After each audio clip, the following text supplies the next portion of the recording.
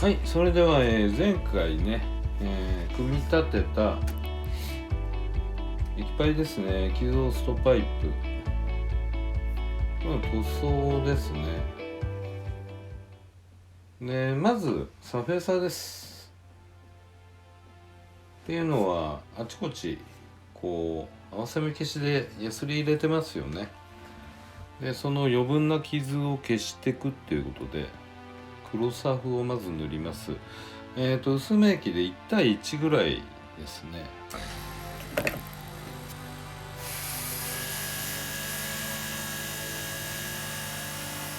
ヤスリを入れたところにちょっと濃いめに塗ってやるぐらいでいいと思います。あとエンドプレートね、ここはちょっと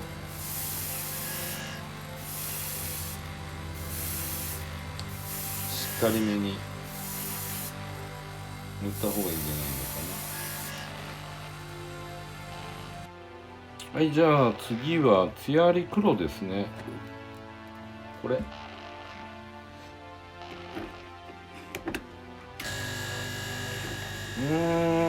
この上にね、いい感じのツヤだとは思うんですけど、ピカピカではないんでね、実写も。ツヤなかったらシルバーにツヤ消し剤放り込みはいいんで、こういう形態なんで、塗れないとこ出るなぁと思ってたんですけど、意外に塗料回ってますね。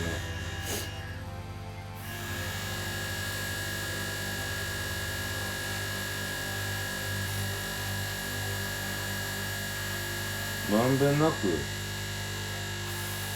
漏れがないようにね塗った方がいいとは思います。はい、じゃあ次は黒鉄色メタリックグレー。インストの指定だと XF56 フラット色なんですけど、 F だからフラットだよね多分。実写の写真見るとこの黒鉄色のジョイントっていうか帯っていうかね、そこの部分ツヤがあるんですよ。だから普通に黒鉄色を塗ります。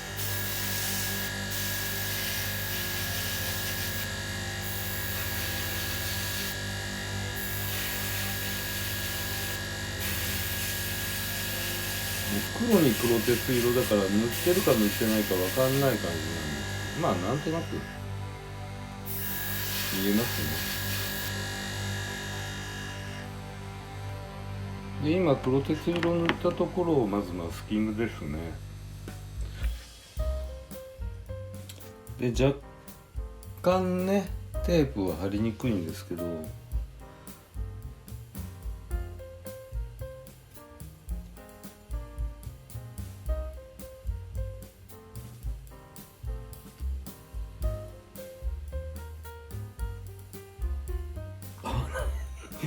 あれあれれ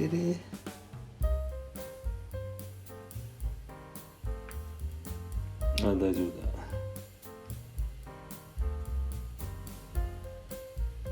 だ。微妙にね違うわ、サイズが。ここの半月状の出っ張りのとこはなんかつくので、この後ここはそっか先に潜り込ませないとダメでした。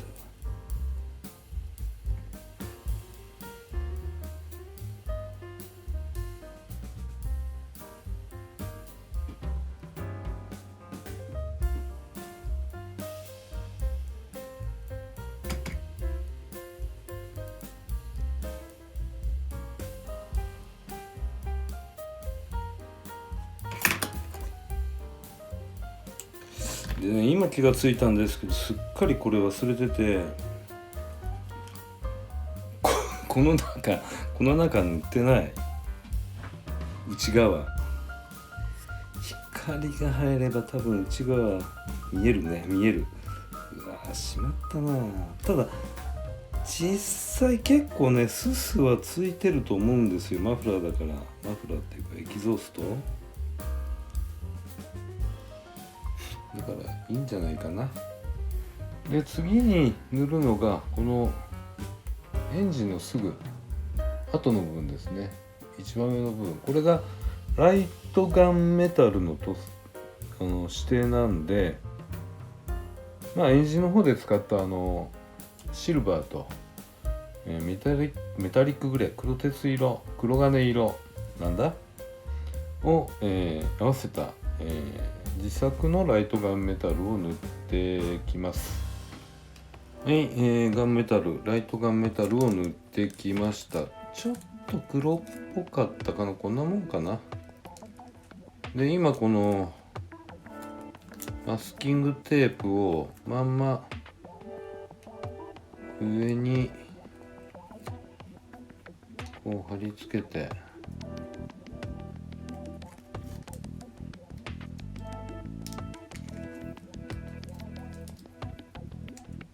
あれ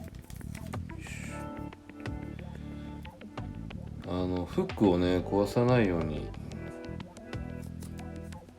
ここの下にフックがあるんで、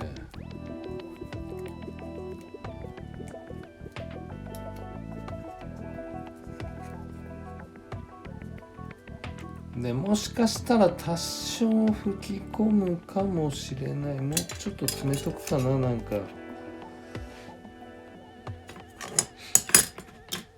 多少吹き込んでもね気にしないたちなんですけど、あまりにもちょっと空いてるから、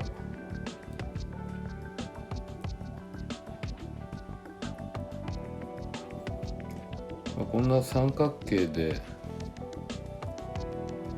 この穴を押さえておけばいいんじゃないですかね。どっちみち鉄の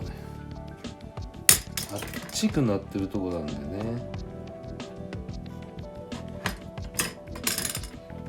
均一の色ではないと思うんですよ。多少吹き込んでもいいような気もするけども、ここはでも大丈夫か。じゃあとりあえずシルバーを、普通のシルバーです、クレオスのシルバーですね。置いとくか。はい、クレオスのシルバーね、1番です。これをガーッと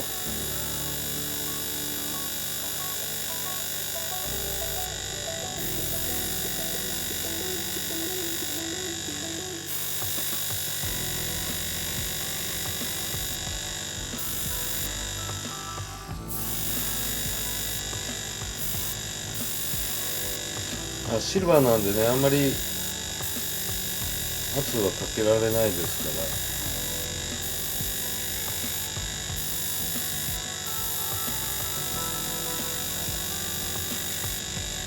均等に塗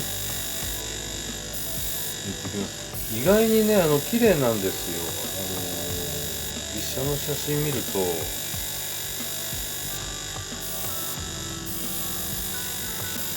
綺麗なのと意外に明るいんでね、だから柔らかくは塗るんですけど、あんまりこうなんて言うんだろう、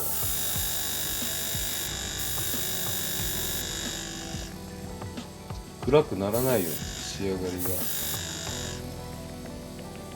多分この影なんか塗れてないと思うんですけど、見えないですねやっぱり。一応この中入ってます塗料。これをつけた状態でも塗れるのかなという感じですね。こんなもんかな。じゃあこの上から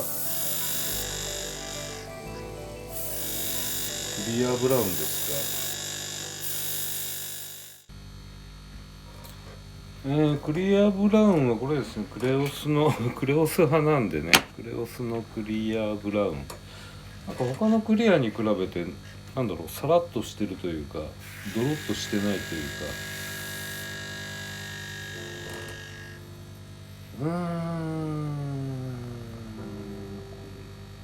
まあこんなもんかな。で、一応実写の写真を横に置いてね、イメージしてから塗った方がいいと思うんですよ。ほんとわずかに。なるほどね。まず全体にふわっとほんと軽く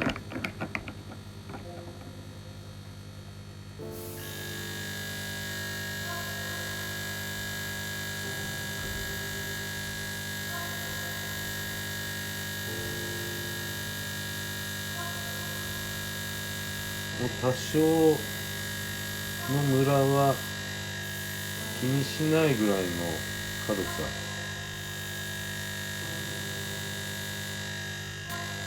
まあ全然濡れてなくてもダメですけどね。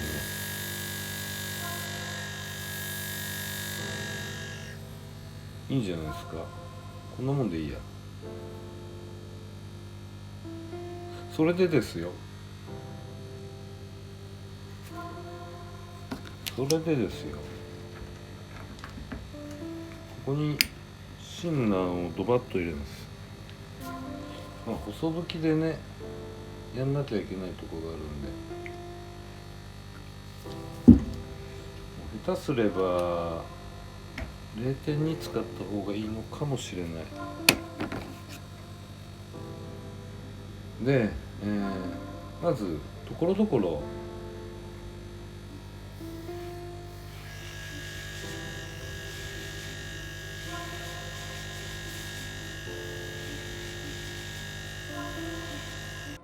流れない程度に縞模様をつけてやります。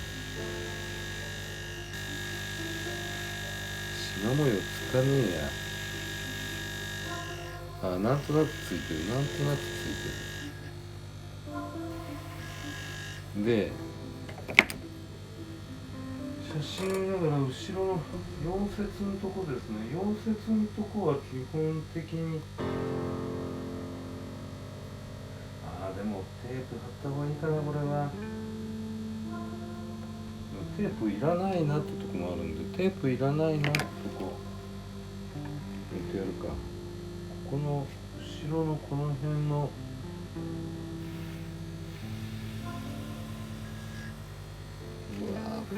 ふるってるからうまく塗れない。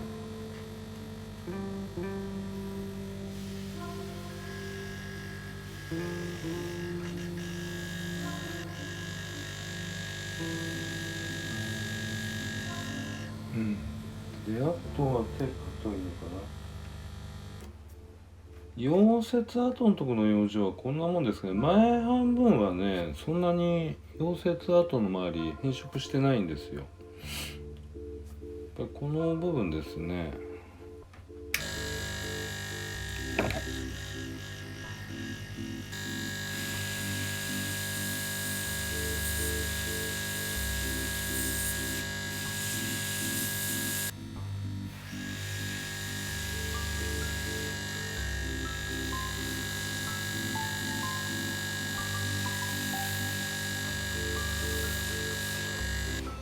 クリアブルーの余計をどうしようかな。ところどころ入れますけど、あんまり入れるとね太いので、いやどうしよう。 0.2 を使うか。今クリアブラウンを入れたとことほぼ同じ場所にブルーのだけですね。ブルーっていうかね、青紫色っていうか、ブルーでいいと思います、模型的には。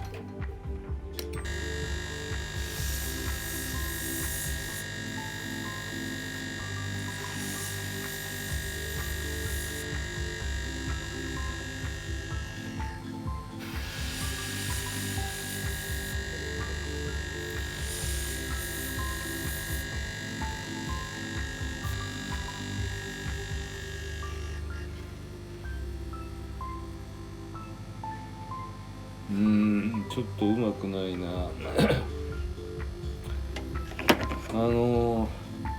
筆でやった方が良かったかもしれない。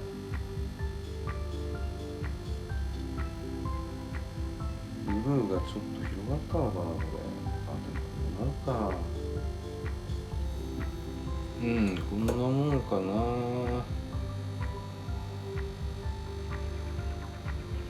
な。で、最後にエンドプレート。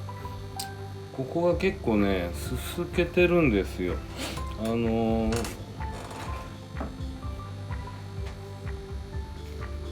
うなのかな。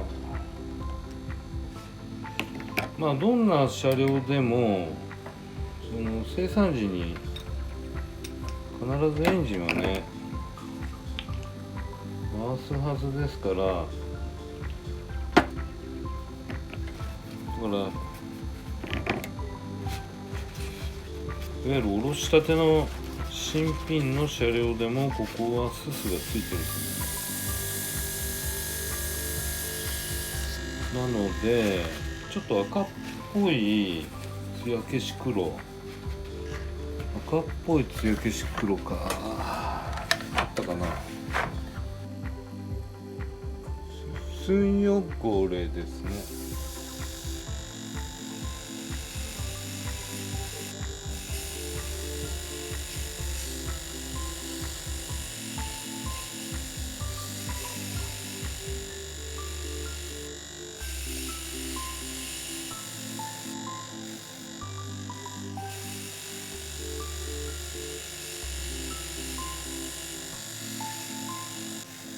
もうちょい黒くてもよかったかもし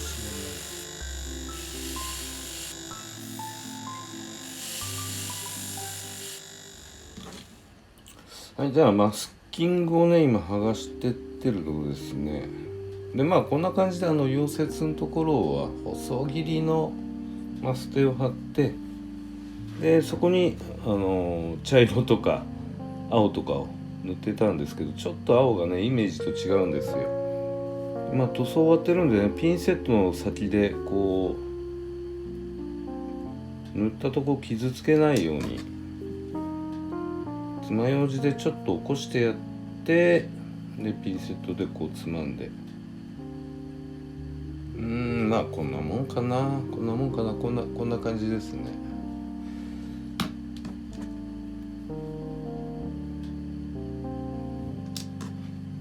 ブルーがねあ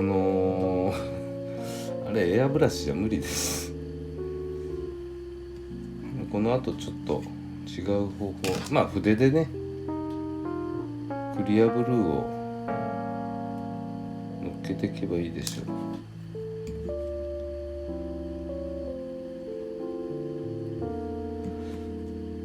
クリアブラウンより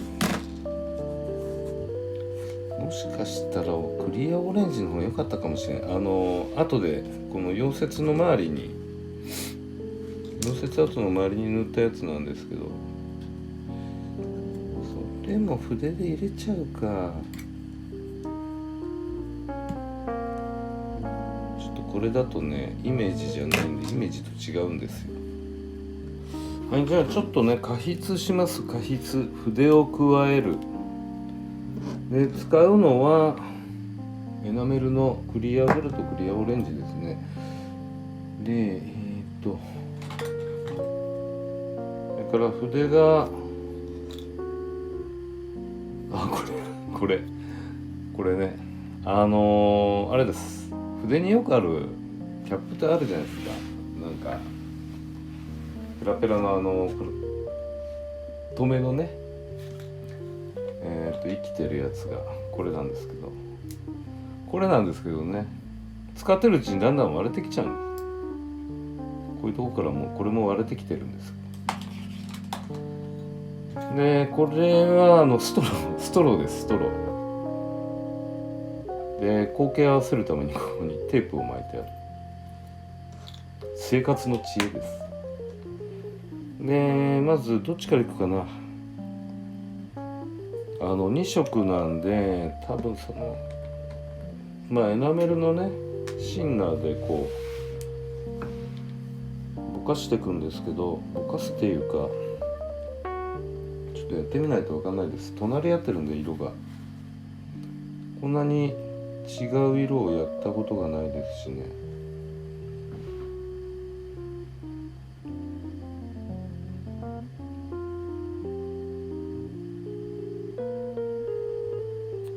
でもクリア筆で塗るだけでもいいかもしれない。これでもぼかすまでないかもしれない。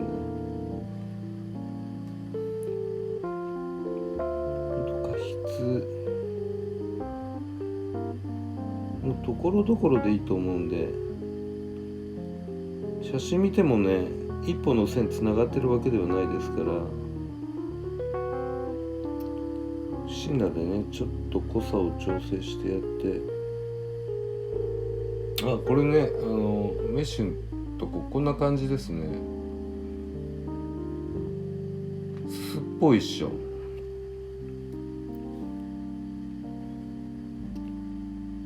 これもね墨入れみたいなことやっちゃうとクリアオレンジが取れちゃうんで、加筆だけですね。加筆だけ。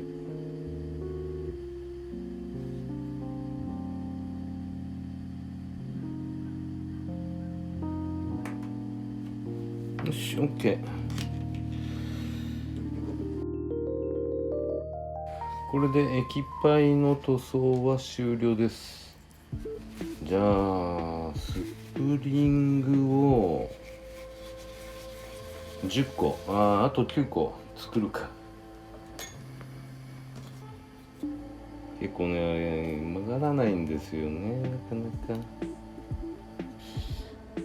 じゃあバネですね。これはもう1個ずつ長さが微妙にっていうかかなり異なるんで、ワンオフでスプリングを切り出していかないといけないんですけど、スプリングつまむのも大変だし、フックを入れるのもまた大変。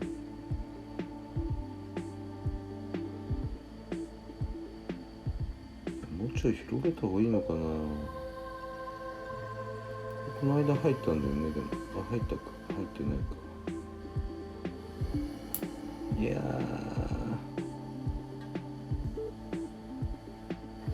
なかなかねスプリングがいってくれないんですよ。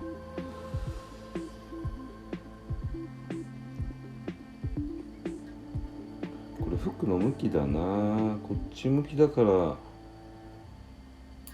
こら辺に入れたいんだけど、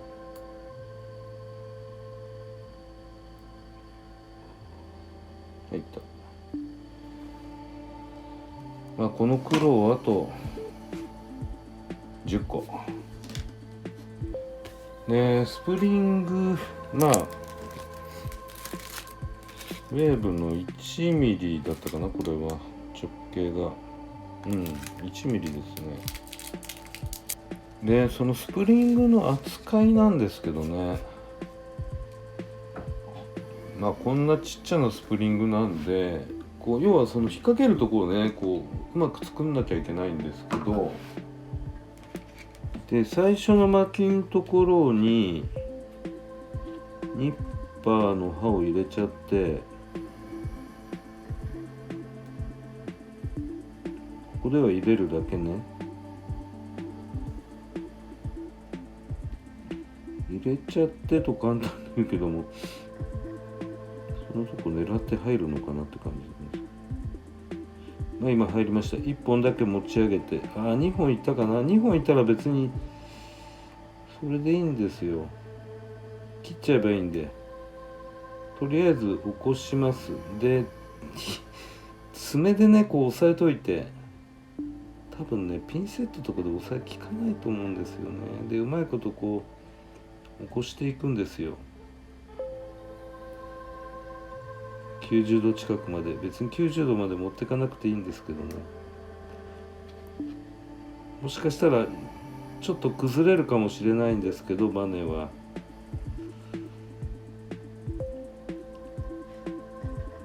でこれ今2本出ちゃったんで1本を取らないといけない。このニッパーもそんな精度が高いものじゃないんで、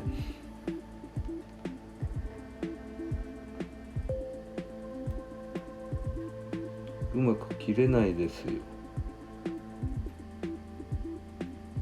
ニッパーでそんな精度高いのってあるのかな。よいし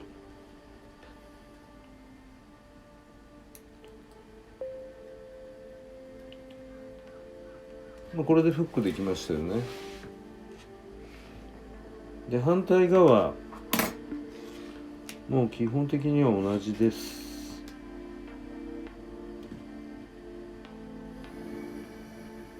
多少短めじゃないとね余っちゃうので、多少引っ張っても構わないですから。今ここと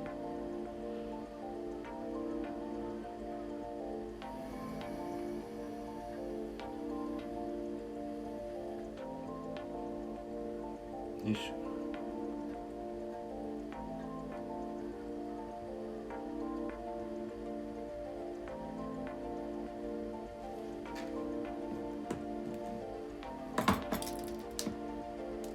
これですよ。であとは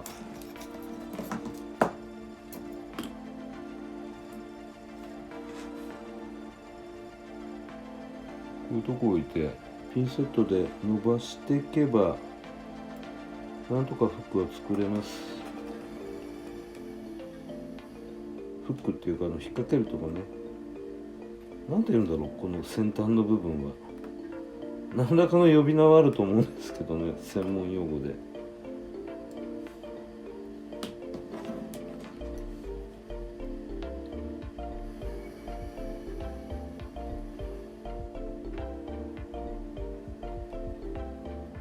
これでできました。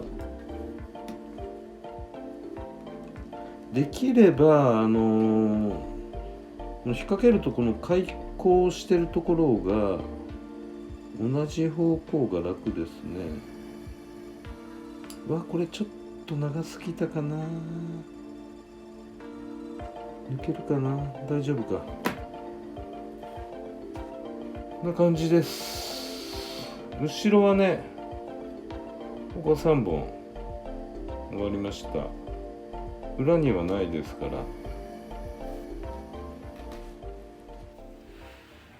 はい、液パイ完成ですね。完成っつうのかな。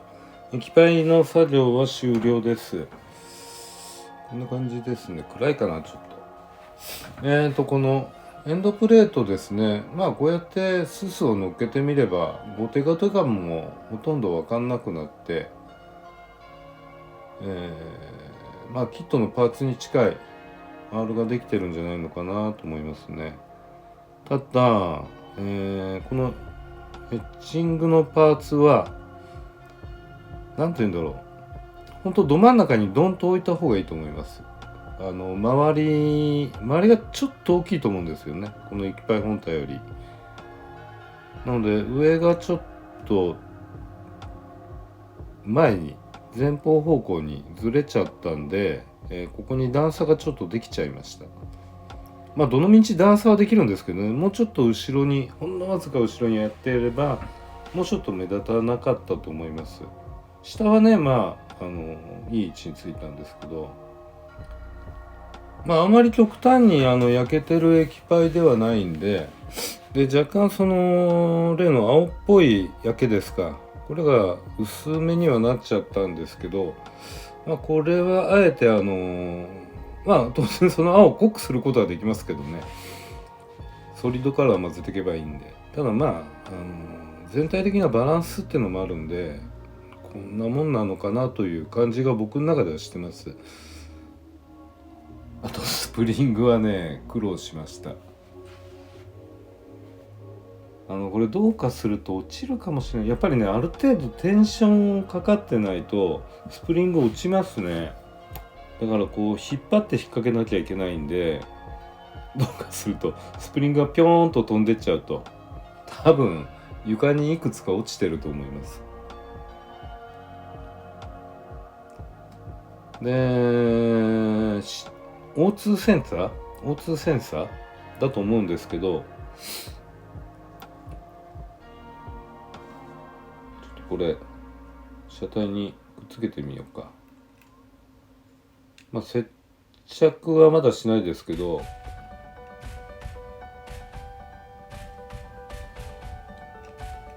っちに来るんだな。オイルパンの左に来るんだな。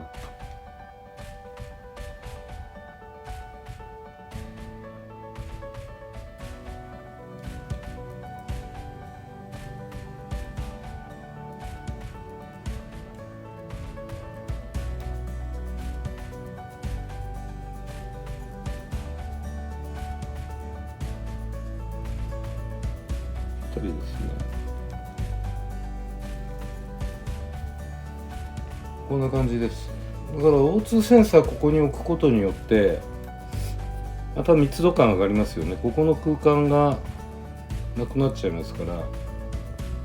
でここにましてこうケーブルがね、ちょっと短いケーブルですけど上に上がってきますから、なかなかいい感じだと思います。じゃあ今回はこの液パイの工作でしたね。じゃあ次回はラジエーターとか、それから今のこの液パイの O2 センサーからこうケーブルがつながってるこの上のカーボンのプレートとかね、同時にちょこっとお話ししたここの下のプレート、カーボンプレート、そのあたりも手をつけていこうと思います。カーボンプレート自体は形出来上がってるんですけどね、デカール貼るだけですね。ラジエーター取り付け、そうですね、ラジエーター取り付け、ラジエーター関連ももしかしたらホースの絡みとか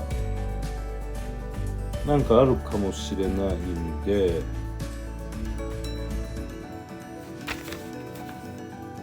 一旦ラジエーターで止めた方がいいな。その後がフロントフォークだから、次回はラジエーターの絡みをやっていこうと思います。それではまた。いいね、かっこいいねこのアングル。